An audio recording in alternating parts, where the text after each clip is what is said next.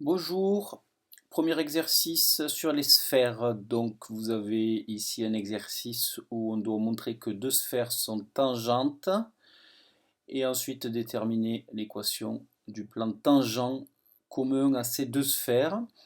Donc il y a différentes méthodes. Nous allons utiliser le cours. Le cours, vous l'obtenez dans la partie qui est à droite. Donc vous pouvez visualiser le cours en fait qui correspond aux positions relatives de deux sphères. Donc il y a ici deux fiches. Je vous laisse regarder ça tranquillement. Cherchez l'exercice et on se retrouve après pour la correction de cet exercice. Donc là, dans la partie A, mais ce qui est important, comme nous l'avons constaté dans le cours, c'est de déterminer les centres et les rayons des deux sphères. Donc on va s'atteler d'abord à la sphère 1. La sphère 1 pose un problème, c'est qu'elle est sous forme développée. Donc nous voulons déterminer la forme sous forme de carré. Donc en fait l'idée c'est de repérer les termes en x et d'écrire x au carré moins 4x comme le début d'un carré. On fera de même avec les termes en y et les termes en z.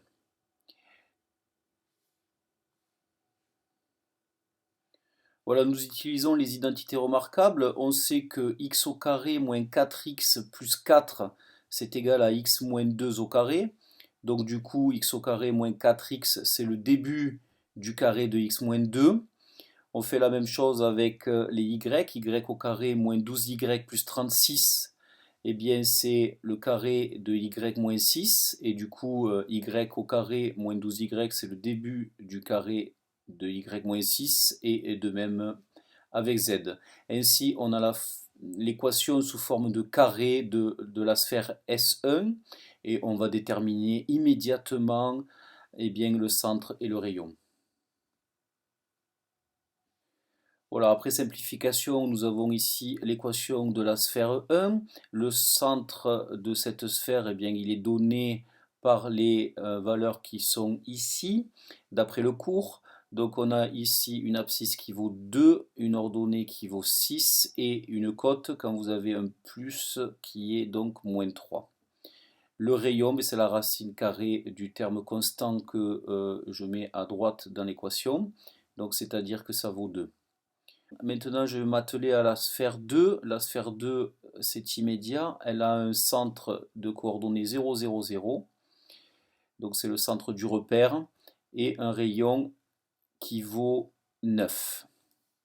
Je détermine maintenant la distance I1, I2.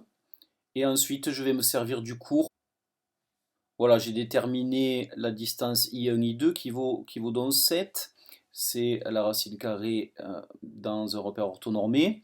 Et ensuite, je regarde les différents cas. Ici, je remarque que I1, I2, eh bien, c'est égal au rayon de la grande sphère 2 moins le rayon de la petite sphère 1. Voilà, donc on a que la petite sphère, la sphère S1, est tangente intérieurement à la sphère 2. Dans la deuxième partie, on veut déterminer l'équation du plan tangent commun à ces deux sphères. Pour cela, on va déterminer le point d'intersection, qu'on va appeler le point de tangence de ces deux sphères.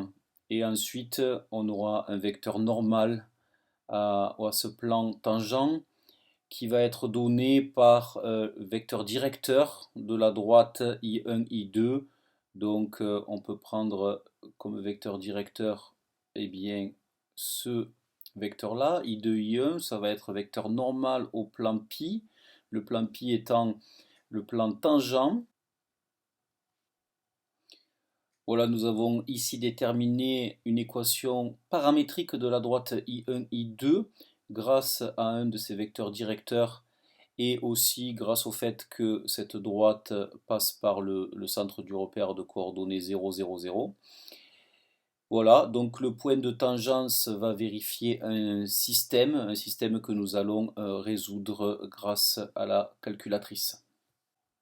Voilà, nous avons donc mis à l'aide de la Texas TI Inspire, eh bien, l'équation des deux sphères, l'équation de la droite reliant les deux points centre des sphères, et on obtient les coordonnées x, y, z, eh bien, du point de tangence.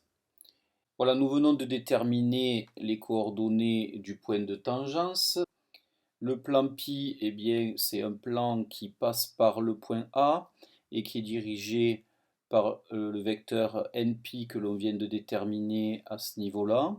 Et le cours nous dit donc que l'équation cartésienne de ce plan π, eh bien, c'est 2x plus 6y moins 3z plus d qui est égal à 0. Voilà, il nous reste plus qu'à déterminer d.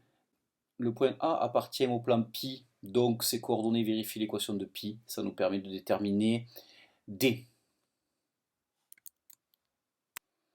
Voilà, ainsi on va trouver facilement eh bien, la valeur de d et l'équation du plan tangent.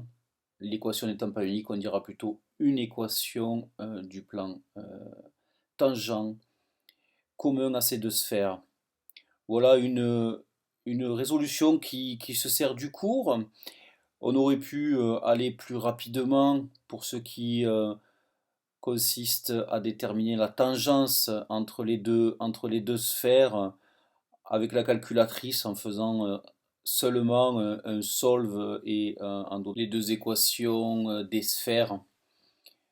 Voilà, je vous remercie pour votre participation et votre attention.